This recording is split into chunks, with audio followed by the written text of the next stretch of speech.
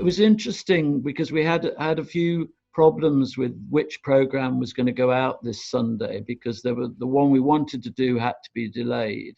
We ended up looking at Denia as a possibility, but I think the more we looked at it, the more it felt like one of those slightly odd time teams where we were out of our culture, out of our comfort zone in a way, but we were kind of in somebody else's space and time.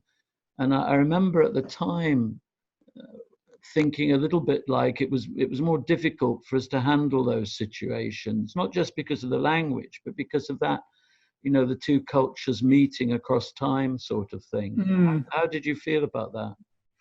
There was a very interesting situation. I think we all learnt a lot actually going to Denia and then parachuting time team into Spain, as it works. It wasn't just that none of us were that familiar with the ground archaeology, all the documents, all the language, all the things that normally you take for granted. It was also not being able to understand some of the thousands of years of cultural background that not only the people who lived there and died there and the culture you were there to examine, but the culture that the modern day archaeologists in Denia have almost in their DNA. They're brought up differently, they behave differently, they have different perspectives on life, as every different culture does. And so not only were you having to get your heads round new complicated bits of archaeology, you're also having to try and work out sometimes what the language was that you're even talking to your colleagues in, because you're never quite sure if you might be speaking a version of English, but whether that the two actually meshed together in terms of understanding what your objectives were and what stories you were trying to tell and what evidence you were trying to collect. It was a little bit like landing in a foreign culture and having to learn a lot very, very quickly. And I remember the sort of comfort that we got from we had a Muslim gentleman and another Muslim expert because of those burials, and which were part of a rescue dig. I think they were going to build a supermarket on the site.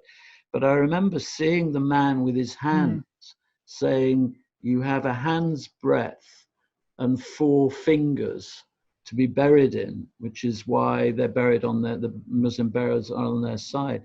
And that was something, I hadn't been aware of. I'm sure Jackie knew all about it, but there was something about suddenly staring at that culture, which had lasted for 500 years.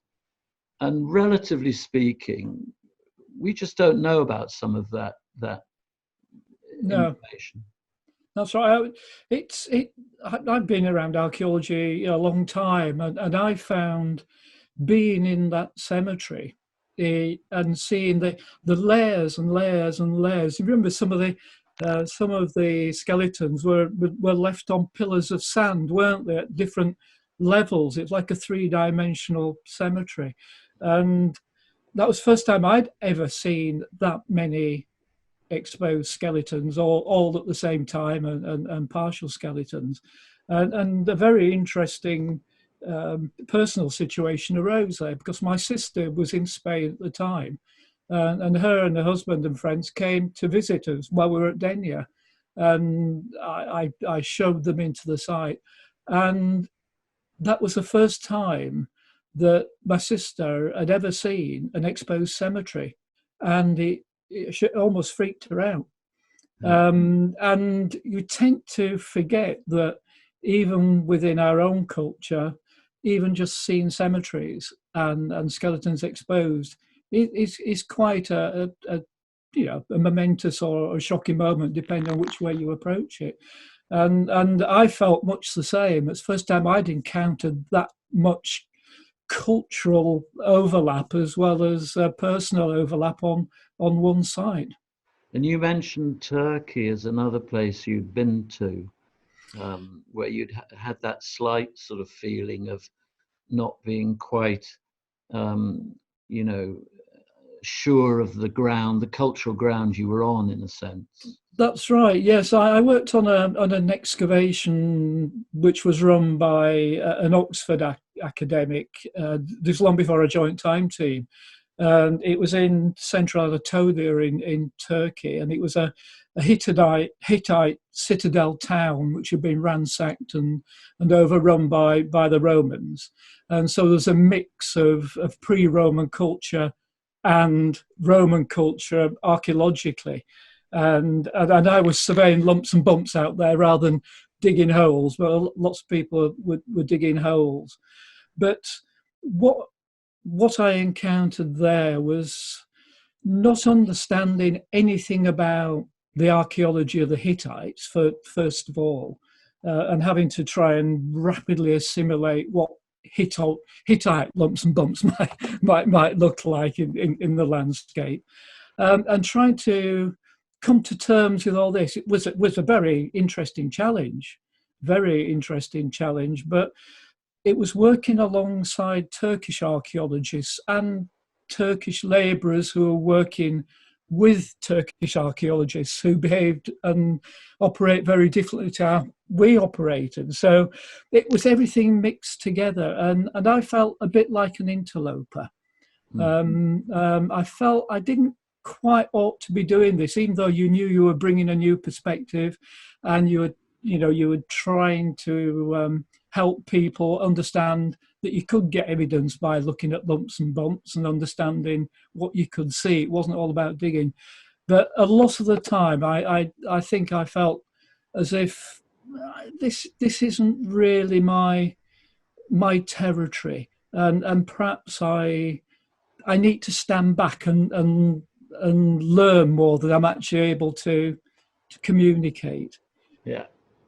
Thank you for your thoughts on that. I think it is an interesting subject. I'm thinking about as well the work we did in the Caribbean, and various other places around the world. And I think there's a degree of cultural sensitivity, which I think we probably now have, which is probably different from, what it was back in the day. Yeah. On to a different subject. Roman digs on settlements and forts and villas. And I think one of the things I remember talking to Neil Holbrook about was the fact that Time Team's list of Roman villas did something very useful in the Cotswolds, because it showed a bigger picture of the landscape. Instead of just being straight into the villa and has it got a mosaic and stuff like that, there was a much bigger context. And I think it was that wider context that you were particularly involved in. Mm-hmm.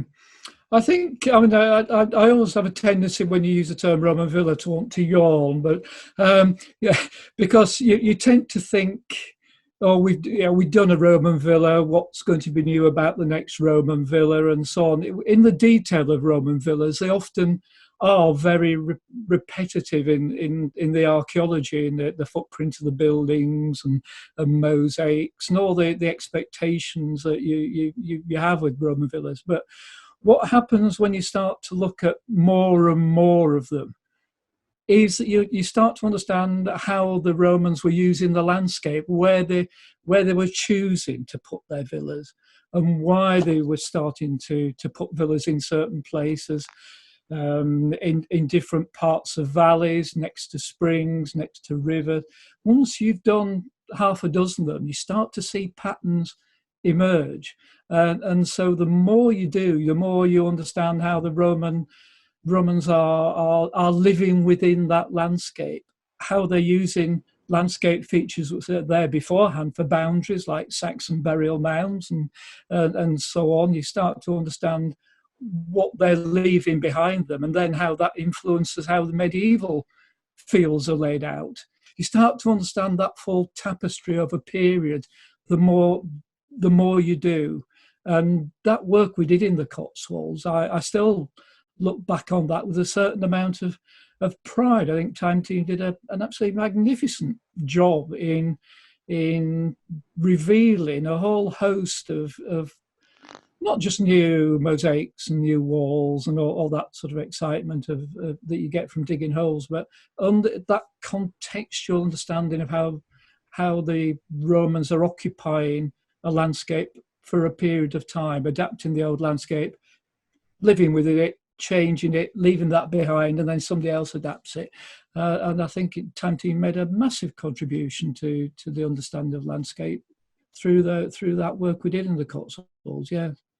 And I think that, you know, I'm thinking of places like Turkdene, where you were able to find some of the way the rivers and streams and springs had been used in the context of the villa.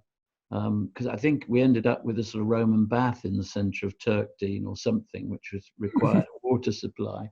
But I think and I think we should make a note here of John's efforts to extend that geophysics boundary, because rather than just doing the villa, he was heading out into the country, and the combination of the geophysics and your observations, I think, gave the thing a wider context. Yeah, I think it's. I mean, I'd hate to give credit to John. It comes hard, but there are times when I've just got to hold my hat off to the amount of work and energy that John and his team used to put into some of those large fields. I mean, just watching them slog across open fields sometimes, up and down in straight lines. And that's, you've got to be a peculiar sort of person to even want to do that. But what I think was displayed by that type of work in terms of not just looking at the core area of a villa and looking around it a bit, helped us understand so much more in terms of trackways that were often revealed with the geophysics, which are originally just ditches with a hedge alongside, which don't leave a surface footprint. You got to understand how the trackways worked, and then how trackways linked into other road networks, and then suddenly there would be some lumps and bumps, and you could start to understand the fields, the scale of the fields around them, and you just didn't see the one villa. You saw that there was this whole matrix of fields and lanes and roads, and I think many a time I've used that sort of thing as an example of how you understand Roman rural settlement is not just by the villas. It's understanding how you get the produce out to the wider Roman network, and that is just as much a challenge and a conundrum as trying to understand what a mosaic's trying to tell you. And I remember you at one point doing what looked like press-ups in a field with Sandy to illustrate how to perceive the lumps and bumps on a particular site. But as technology develops, and LiDAR and radar, are you seeing a technology which is effectively revolutionizing, is that what you say? Creating a revolution in the business of surveying? I mean, are you about to be replaced by a drone with LiDAR attack? Well, some would say I'm a bit of a drone already, Tim, but I think it's a bit like when geophysics came into archaeology, if I can use an analogy, that suddenly you could see below the ground. With the early geophysics, I know it's got better and better, that a new technology arrived. But it's not the technology, it's how you use the technology, it's the interpretation of and knowing how to use it and where it's applicable and where it's not. And if you remember with geophysics, John always had his ready-made list of excuses about why it would work, or more why it wouldn't work, usually the list of excuses. But what that list of excuses were is called experience. And knowing what the soil is and what the temperature is, and things like that. And lumps and bumps and LiDAR, it's the same sort of analogy. I wish we'd had LiDAR 30 years ago, but we didn't. And for all the years that people like myself and Mick Aston have been looking at the landscape, the lumps and bumps are there. You know how to read them. You spend years looking at them, and they're getting doing press-ups and so on. It's just a way of illustrating that if you do this, you can actually see that there are very low earthworks and you can learn to interpret them. LiDAR allows you to effectively model those 3D. Anything that's visible on the surface can be modeled with LiDAR, and you can create three-dimensional images and models of it. But it's the same as the geophysics. You can create the model, but you need the interpretative skills to work out what of that is not really archaeology, and which bits are archaeology and what patterns it makes. I'm now a big advocate, and I run lots of volunteer programs teaching LiDAR with community projects and so on, and showing people how they can use LiDAR. But it's still just a tool. Sometimes it's the applicable tool to use. Sometimes it will be of no help whatsoever. So yes, the technology will continue to move on and get better and better. But at the end of the day, you still need the human skills to interpret the evidence. What I'm thinking about is phoning you on the mobile and hearing wind whistling because you're out and about on the moors and things. And I know you get very excited about taking a big landscape and getting everything about it and discovering new things. What landscape are you currently most excited about?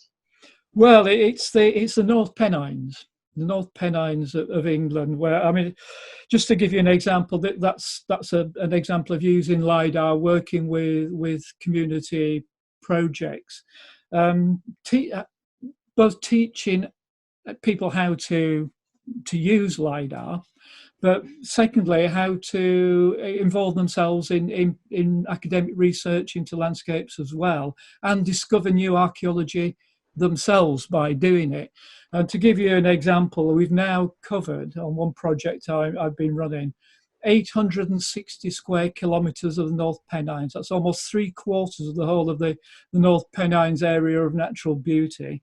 And up to date, we've found over, hold on to your hat a minute, we've discovered over 2,000 new archaeological sites. Good grief. That gives you some idea of the scale that LiDAR can be used to. And we found everything from a new henge, complete new henge, which has been sitting there waiting to be found, almost 100 new Roman settlements, as well as new Roman roads, you name it.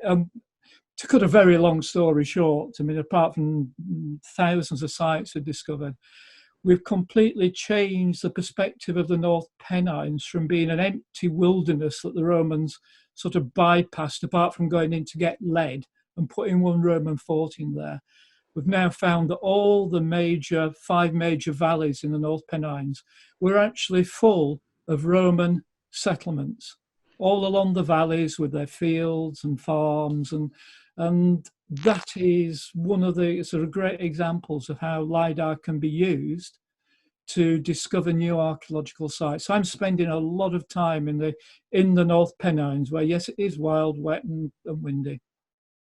Can they read what you're doing on it somewhere? Yeah, indeed, yes. There are 2 sites that you can go to on the web. One is, first of all, it's called Altogether Archaeology. So if you type in Altogether Archaeology into the web, it should take you to the Altogether Archaeology community archaeology group, and all the reports are listed on there of projects we've done. And there is a report on there I've produced called Shedding Light on the Landscape.